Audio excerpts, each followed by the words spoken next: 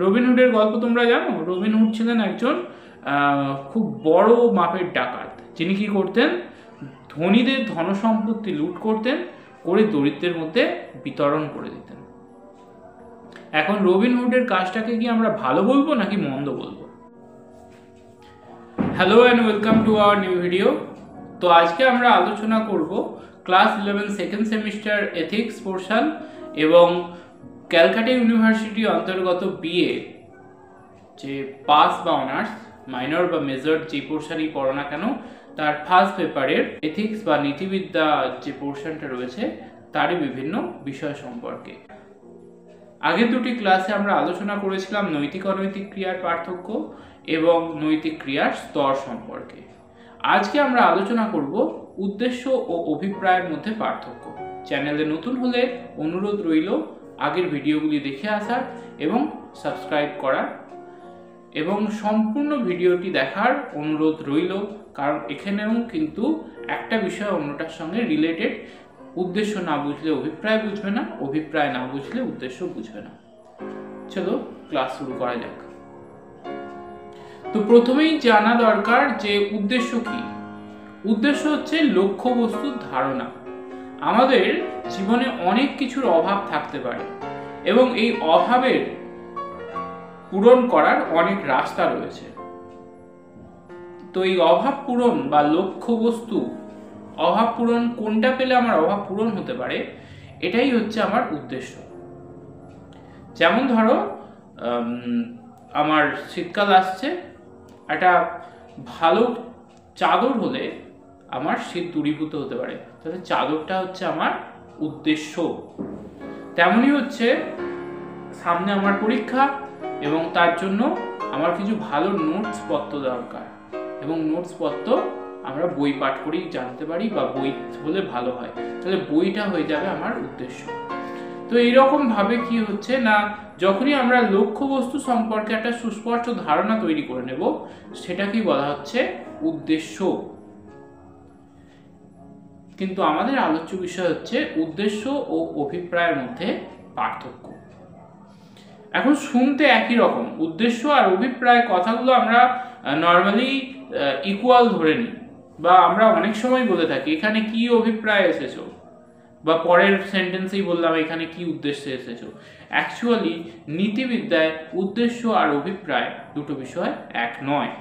উদ্দেশ্যর মানে যতটা বোঝায়, অভিপ্রায় মানে তার থেকে আরেকটু বেশি বোঝায়, অর্থাৎ উদ্দেশ্য থেকে অভিপ্রায় একটু বড়, বা বলা চলে অভিপ্রায়ের একটা ছোট অংশ হচ্ছে উদ্দেশ্য। ঠিক ওই খাড় খাড়কের মতো, সব খাড়কই খাড়, সব খাড় খাড় নয়, কিছু একটা ছিল এরকম। বা লজিক পোর্শনে তোমরা এই বাক্যটা তো পেয়েছো যে সব বচনই বাক্য কিন্তু সব বাক্য বচন নয়, সেরকমই ব্যাপার। সব অভিপ্রায়তেই লক্ষ্য থাকে কিন্তু সব লক্ষ্য অভিপ্রায় নয়, তাহলে উদ্দেশ্য আর অভিপ্রায় এক নয়। এখন এইটুকু বললে কিন্তু তোমরা বুঝবে না। অভিপ্রায় হচ্ছে কি, লক্ষ্যবস্তু তো লাগবেই, লক্ষ্য লাভের উপায় এবং তার ফলাফল, এই তিনটে বিষয় নিয়ে যখন আমরা আলোচনা করব তখন সেটাকে বলা হবে অভিপ্রায়। বোঝা গেল? যেমন শীতে আমার একটা চাদর লাগবে, এটা শুধু হচ্ছে উদ্দেশ্য। এবার চাদরটা কিভাবে আসবে? ধরো আমার কাছে চাদর কেনার টাকা নেই, সেক্ষেত্রে কি করতে হবে, আমাকে চুরি করতে হবে বা কারো থেকে চেয়ে বা ছিনতাই করে আনতে হবে। এই রকম ফলাফলের কথা, মানে এটা হচ্ছে উপায় এবং ফলাফল। এর ফলে কি হতে পারে, চুরি করলে মারধর খেতে পারি, আর চেয়ে হলে বিতাড়িত হতে পারি। এই সমস্ত কিছু ভাবার পর আমি চাদর চাইতেও পারি, নাও চাইতে পারি। অভিপ্রায় কিন্তু ফাইনাল ডিসিশন মেকার। অভিপ্রায়ের দ্বারাই কিন্তু ঠিক হয় তুমি কাজটা করবে নাকি করবে না। ধরো আমার এই মুহূর্তে খিদে পেয়েছে, কিরকম খিদে, স্ন্যাক্সের খিদে, এবং আমার পিৎজা দরকার একটা। আমি যে জায়গায় বাস করি এখানে জোম্যাটো বা সুইগির কোনো গাড়ি আসে না, শুনতে খারাপ লাগলেও হ্যাঁ এটাই সত্য। তাহলে কি করতে হবে, শুধু আমি পিৎজা চাইলাম, এটা হচ্ছে আমার উদ্দেশ্য। কিন্তু যেহেতু এখানে পিৎজার গাড়ি আসে না, আমি পিৎজা বানাতে জানি না, এর ফলে কি হলো না আমি পিৎজা খেলাম না। তার মানে আমার যেহেতু উপায়টা ঠিকঠাক হলো না, এবং তার ফলে কি হলো না আমরা ওই কাজটা থেকে নিজেকে বিরত রাখলাম। দেখবে একটা জিনিস তোমরা হয়তো খেয়াল করবে, তোমাদের যখন রেজাল্ট বেরিয়ে যায়, একটা ক্লাস থেকে অন্য ক্লাসে উঠো, দেখবে প্রথম প্রথম মনে হয় যে আগের ক্লাসটায় পড়াশোনা যা হয়েছে হয়েছে, এবার থেকে পড়াশোনাটা ঠিকঠাকভাবে করব। কিন্তু আলটিমেট বছর যখন ঘুরে সেই জায়গায় গিয়ে পৌঁছায়, দেখা যায় যে তোমাদের রেজাল্টটা কিন্তু সেই আগের মতোই রয়েছে বা অ্যাভারেজ রেজাল্টই রয়েছে। রেজাল্টের বিস্তর পরিবর্তন কাদের ঘটে? যাদের অভিপ্রায় ছিল ভালো রেজাল্ট করার। আর তোমরা যারা বললে যে না এবার যা হয়েছে হয়েছে, পরের বারে ভালো রেজাল্ট করব, সেটা ছিল উদ্দেশ্য। অর্থাৎ ব্যক্তির উদ্দেশ্যে যদি কোনো কাজ করার নির্ধারিত হয়, সেটা লাস্ট পর্যন্ত গিয়ে পৌঁছতে নাও পারে, কিন্তু কোনো ব্যক্তি যদি সেটা অভিপ্রায় হিসাবে সিদ্ধ করে নেয়, তাহলে কিন্তু সেটা অবশ্যই কি হবে না কার্য হিসাবে রূপ পাবে, এবং সেটা পরিণতি ফলাফলটা সেটা এবার এক্সপেক্টেড হতে পারে, আনএক্সপেক্টেডও হতে পারে, সেটা আলাদা ব্যাপার। কিন্তু যেহেতু অভিপ্রায়ে আমার এটা ঠিক হয়ে গেছে, তাহলে কিন্তু সেটা আমাকে করতেই হবে। তো মুদ্রা কথা হলো, অভিপ্রায় হলো উদ্দেশ্য পূরণের উপায় এবং ফলাফলের সুচিন্তিত যে প্রক্রিয়া, অর্থাৎ তিনটে সংমিশ্রণের যে ডিসিশনটা নেবে সেটা হচ্ছে অভিপ্রায়। এবার অভিপ্রায়কে কিন্তু আমরা নানা ভাগে ভাগ করতে পারি। অধ্যাপক ম্যাকেনজি অভিপ্রায়কে নানা ভাগে ভাগ করেছে। তার একটি হলো তাৎক্ষণিক অভিপ্রায় এবং দূরবর্তী অভিপ্রায়। তাৎক্ষণিক অভিপ্রায় সবার একই হয়ে থাকে, কিন্তু দূরবর্তী অভিপ্রায় সবার এক নাও হতে পারে। ধরো একজন ক্রিমিনাল জলে ঝাঁপ দিয়েছে এবং হাবুডুবু খাচ্ছে, মানে সে বাঁচার জন্যই ঝাঁপ দিয়েছিল, পুলিশের হাত থেকে বা রাস্তা দিয়ে কিছু লোক যাচ্ছিল তাদের হাতে ধরা না পড়ে, সেই জন্য জলে ঝাঁপ দিয়েছে, এবার দিয়ে হাবুডুবু খাচ্ছে, বাঁচাও বাঁচাও করে চিৎকার করছে। তাকে বাঁচাতে পুলিশও ঝাঁপ দিল এবং পথিকও ঝাঁপ দিল, এবং ঝাঁপ দিয়েছে মানে ক্রিয়া করেছে মানে তাদের অভিপ্রায় এক, বাঁচানো। এটা হচ্ছে তাৎক্ষণিক অভিপ্রায়, অর্থাৎ এই মুহূর্তে তাদের কাছে বর্তমানে যেটা দরকার সেটা হচ্ছে বাঁচানো। তবে দূরবর্তী অভিপ্রায় দুজন ব্যক্তির ভিন্ন ভিন্ন হতে পারে। প্রতীকের উদ্দেশ্য শুধুই ওই ব্যক্তিকে জল থেকে তুলে আনা বা তার জীবন রক্ষা করা, কিন্তু পুলিশ জলে ঝাঁপ দিয়েছে, তার দূরবর্তী অভিপ্রায়টা কিন্তু অন্য। দূরবর্তী অভিপ্রায় হচ্ছে কি, তাকে ধরে জেলে বন্দি করা এবং তার জন্য তার পুরস্কার পাবে সে অবশ্যই, যে একটা ক্রিমিনাল ধরেছে, বা ওই অপরাধীর শাস্তি বিধান করে দেওয়া। এটা হলো তার দূরবর্তী অভিপ্রায়। অভিপ্রায় আবার বাহ্য হতে পারে, আবার অন্তরও হতে পারে। বাহ্য অভিপ্রায় অর্থাৎ বাহ্যিক কোনো ঘটনাকে নিবৃত্ত করার জন্য যে অভিপ্রায় তৈরি হয়, আর অন্তর অর্থাৎ অন্তরের কোনো ঘটনাকে নিবৃত্ত করার জন্য যে অভিপ্রায় তৈরি হয়। যেমন ধরা যাক, আমার সামনে এমন একজন ব্যক্তি এসেছে, সে খুবই ভিক্ষুক এবং তার অবস্থা খুবই করুণ, এবং তার দেখে আমার অন্তরে করুণা জাগলো, আমি এবং তাকে কিছু অর্থ দান করলাম। এবং অর্থ দান করলে কি হবে না, সেই ভিক্ষুকের অভাব কিছুটা হলেও, সাময়িক হলেও দূরীভূত হচ্ছে। এটা হচ্ছে বাহ্য অভিপ্রায়। আর অন্তর অভিপ্রায় কি না, তার এই স্যাড ফেস, করুণ রূপ, সেটা দেখে কিন্তু আমার অন্তরেও এতক্ষণ ধরে কষ্ট হচ্ছিল, জ্বালা হচ্ছিল, এবং আমি যখন তাকে কিছু অর্থ দান করলাম, কি হলো, আমার যে মনোকষ্ট সেটাও কিন্তু দূরীভূত হলো। সেটা ছিল আভ্যন্তরীণ অভিপ্রায়। অর্থাৎ দুটো অভিপ্রায় এখানে কিন্তু কাজ করছে। এবার বেশিরভাগ ব্যক্তি কি করে না, তার ভিতরে যেহেতু জ্বালা কষ্ট নিবারণের জন্য সে দান করে। আবার কিছু মানুষ আছে অতটাও নয়, তার দান করা কর্তব্য, এটা করে বাহ্যিক অভিপ্রায়ের দ্বারা চালিত। শুধু তাই নয়, অভিপ্রায় প্রত্যক্ষ হতে পারে, পরোক্ষ হতে পারে।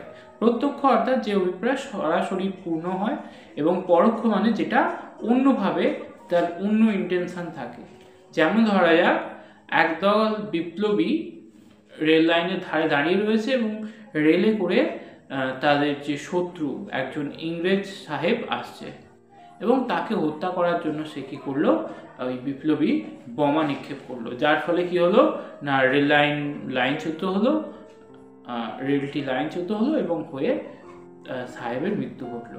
এখানে প্রত্যক্ষ অভিপ্রায় হলো সাহেবের মৃত্যু, আর পরোক্ষ অভিপ্রায় হলো সাহেবের সহযাত্রীদের মৃত্যু। এখানে দুটোই কিন্তু সিদ্ধ হয়েছে। অভিপ্রায় আবার সচেতন হতে পারে, অচেতন হতে পারে। যেমন বহু সংখ্যক মেয়ে হয়তো নার্সের কাজে নিজেকে নিয়োজিত করেছে। এখানে সচেতন যে তার প্রবৃত্তি সেটা হচ্ছে কি না, সে চায় জনগণের সেবা করতে। কিন্তু ভেবে দেখেছো মেয়েরাই কেন নার্সের দিকে যায়? কারণ মেয়েদের অন্তরে একটা সুপ্ত মাতৃত্ব ভাব লুকিয়ে থাকে, যে মাতৃত্ব ভাব চায় কি তার সন্তান সম ব্যক্তিদের সেবা করতে। এবং এই মাতৃত্ব ভাবটাও কিন্তু সেখানে পুরো তার অভিপ্রায় এখানে কিন্তু সিদ্ধ হয় যদি সে নার্সের ট্রেনিং নেয় বা নার্সের কাজে যায়। তাহলে এখানে সচেতন অভিপ্রায় এবং অচেতন অভিপ্রায় দুটোই কাজ করছে। তবে হ্যাঁ, অধ্যাপক লিলি অভিপ্রায় শ্রেণী বিভাগটাকে মানেন না। অভিপ্রায় আবার আকারগত হতে পারে, এবার বিষয়গতও হতে পারে। আকারগত অভিপ্রায় কি না, যে নীতির দ্বারা কোনো অভিপ্রায় সিদ্ধ করা হয় বা গ্রহণ করা হয়।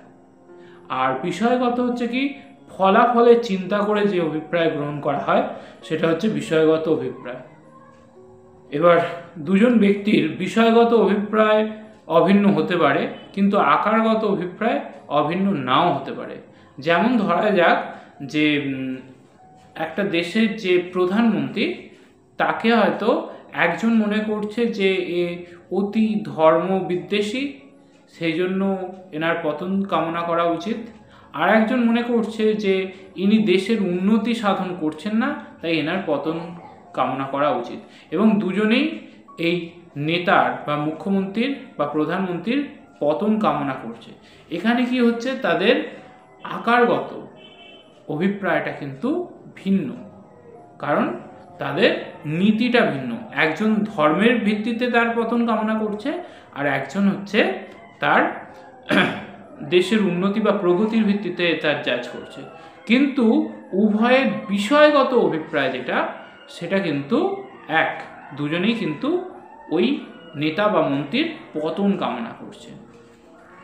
এরপরে এই আলোচনায় আর একটা বিষয় খুব গুরুত্বপূর্ণ, সেটা হচ্ছে যে ফলাফল ভালো, লক্ষ্য ভালো, কিন্তু অভিপ্রায় মন্দ হলে কি কাজটাকে ভালো বলা যায়? উত্তর হবে না। ফর এক্সাম্পল, ধরো রবিনহুডের গল্প নেওয়া যেতে পারে। রবিনহুডের গল্প তোমরা জানো। রবিনহুড ছিলেন একজন খুব বড় মাপের ডাকাত, যিনি কি করতেন, ধনীদের ধনসম্পত্তি লুট করতেন, করে দরিদ্রের মধ্যে বিতরণ করে দিতেন। এখন রবিনহুডের কাজটাকে কি আমরা ভালো বলবো নাকি মন্দ বলবো? দেখো, এমনিতে যদি ফলাফলের কথা বলো তাহলে হ্যাঁ, তার দ্বারা অনেক গরিব মানুষ উপকৃত হয়, অনেকের উপকার হয়, অনেক নিরন্ন মানুষের মুখে অন্ন জোটে, তো সেই অর্থে তার ফলাফলটা ভালো। কিন্তু অভিপ্রায় বা উপায়টা যেহেতু এর মন্দ, তিনি কি করছেন, চুরি বা ডাকাতির মতো কাজের সাহায্য নিচ্ছে, সেই জন্য এই কাজকে কিন্তু মন্দ বলা হবে। বোঝা গেল? শুধু ফলাফল দেখে আমরা কোনো কাজকে ভালো বা মন্দ বলতে পারি না। যেটা তোমরা আগে খুব শুনতে, যে শেষ ভালো তো সব ভালো।